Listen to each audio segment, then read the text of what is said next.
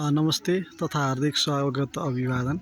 आज मिति 2081 साल चैत्र 24 गते नेपालकै पहिलो नवग्रह मन्दिर अर्जुन चौपारी गाउँपालिका स्याङ्जामा प्रवेश गर्न गइरहेका छौँ।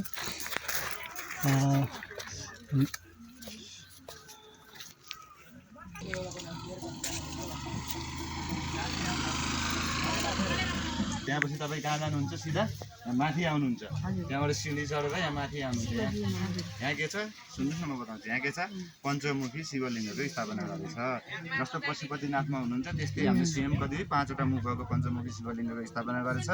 यहाँ हामीले उहाँको नामकरण के गरेछ? महाकालेश्वर महादेव नाम सम्झिनुहोस् है। महाकालेश्वर महादेवले यहाँ चिन्नुहुन्छ। महाकालेश्वर महादेव सतकोण शिवालय भनेर दिनुहुन्छ होला है। तपाईँहरूले यताबाट गएर भित्रै गएर दर्शन गर्न पाउनुहुन्छ। तर धर्मशास्त्र अनुसार तपाईँ गणेशको मन्दिरमा जानुभयो भने यसरी घुम्नु पर्यो भने कतिपटक घुम्नुपर्छ थाहा छ? 3 पटक। जस्तै देवीको मन्दिरमा जानुभयो भने कतिपटक घुम्नुपर्छ? 1 पटक। त्यस्तै भोलेनाथलाई कतिपटक घुमिन्छ थाहा छ? आदि। भोलेनाथलाई कति घुमिन्छ? आधा मात्रै परिक्रमा हुन्छ। भोलेनाथलाई कहिले पनि खन्को मारेर पूजा के अरे परिक्रमा हुन्न। त्यही भएर तपाईँहरू यो चियर राखेछ नि, चियर राखे भन्दा पछाडिएर घुम्न सुरु हुन्छ, यहीँबाट पसिहाल्नुहुन्छ। किनकि त्यहीँ आउँदा के हुन्छ? आधा हुन्छ। आधा भएपछि भित्र जानुहुन्छ, दुधधारा जलधारा लिएर आउनुभएको छ भने दिन सक्नुहुन्छ। ल्याउनु भएको छैन भने हामीले यहाँ जलधाराको व्यवस्था गर्दैछ। चढ्छ तपाईँको के हुन्छ? जलधाराको व्यवस्था हामीले गर्दैछ, जलधारा लिन सक्नुहुन्छ। त्यहाँपछि तपाईँहरू कहाँ आउनुहुन्छ? नन्दी भट्टीमा आउनुहुन्छ। अब भोलेनाथलाई कुनै पनि वर माग्न छ भने तपाईँहरूले हामीले के को थ्रु मागिन्छ? नन्दीको थ्रु। भोलेनाथलाई कहिले पनि डाइरेक्ट भगवान् मलाई यस्तो पुऱ्याइदिनुहोस् भनिन्न है। हामीले जे पनि मागिन्छ कसरी मागिन्छ? नन्दीको कानमा सुटुक्क भनेर भोलेनाथलाई वर मागिन्छ। नन्दीको कानमा सुटुक्क भन्दाखेरि भोलेनाथले सुन्नुहुन्छ भन्ने हाम्रो विश्वास छ है। त्यहाँपछि तपाईँ फेरि हाम्रो मन्दिरहरू यहाँ के हुन्छ? सबै आफ्नो हातको दाहिने पारेर घुम्नुहुन्छ। सुन्नुहोस् है, जस्तै यहाँ जाँदा सबै दाहिने भयो है, दाहिने भयो। त्यहाँबाट नन्दीबाट झरिसकेपछि फेरि उता जानुहुन्छ। यो भित्रको बाटो छ, सबै फेरि त्यो उताको मन्दिरहरू दाहिने पर्छ। सबभन्दा पहिला कहाँ पुग्नुहुन्छ? फेरि हाम्रो जगदम्बा माताको मन्दिरमा पुग्नुहुन्छ। यो रातो मन्दिर यहीँ छ, सतकोणभित्रै छ। जगदम्बा माताको मन्दिरभित्र पूजा गर्दाखेरि, त्यहाँ पूजा गर्दाखेरि देखि त देख्न भएन। देखि भन्दा बाहिरैबाट पूजा गर्दाखेरि तपाईँले के सम्झेर पूजा गर्नुहुन्छ? तपाईँको गाउँको लोकल इष्ट देवता। यो बाटो छ कि तपाईँहरूलाई बाटो छ है।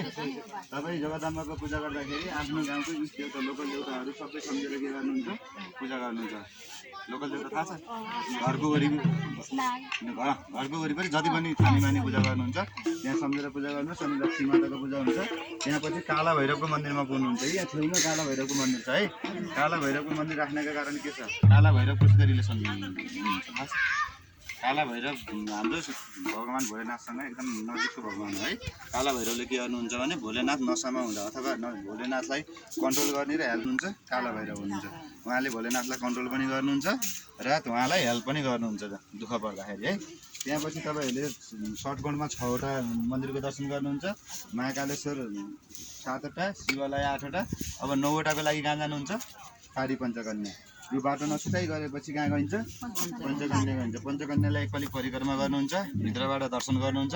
दर्शन गरिसकेपछि त्यो बाटो नछुटाइ यो शमीको रुख देख्नुभयो?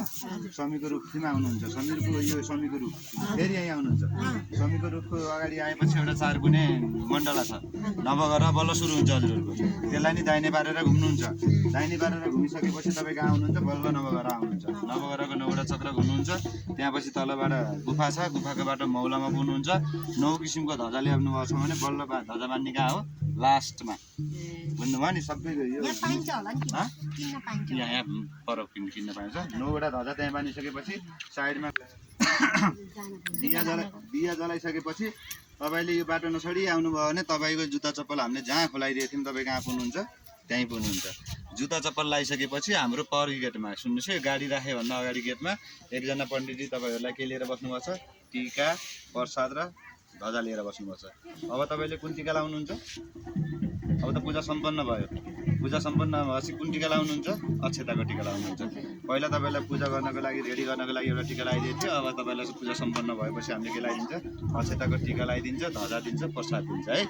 र तपाईँहरूले टिका प्रसाद ध्वजा ग्रहण गरिसकेपछि मात्रै आफ्नो वासस्थानतिर आफ्नो मनोकामना पूर्ण गरेर जानुहुन्छ है।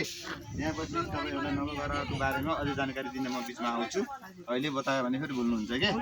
त्यहाँबाट तपाईँहरूले अब अर्को लास्ट कुरो ध्यान राख्ने कुरो के छ भने तपाईँहरूले अगरबत्ती दियोहरू लिएर आउनुभएको छ भने या त पारी पञ्चकन्या मन्दिरको अगाडि जलाउन सक्नुहुन्छ, या त सबै घुमेपछि नवग्रहको मौलामा ध्वजा बाँधिसकेपछि मात्रै जलाउन सक्नुहुन्छ। बाँकी कहीँ पनि जग्गामा तपाईँहरूले के गर्नुहुन्छ, जलाउन पाउनुहुन्न।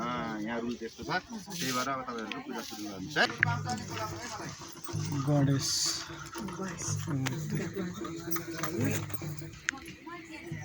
ल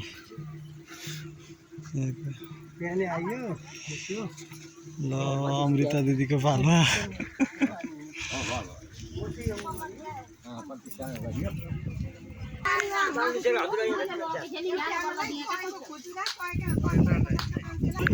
दियो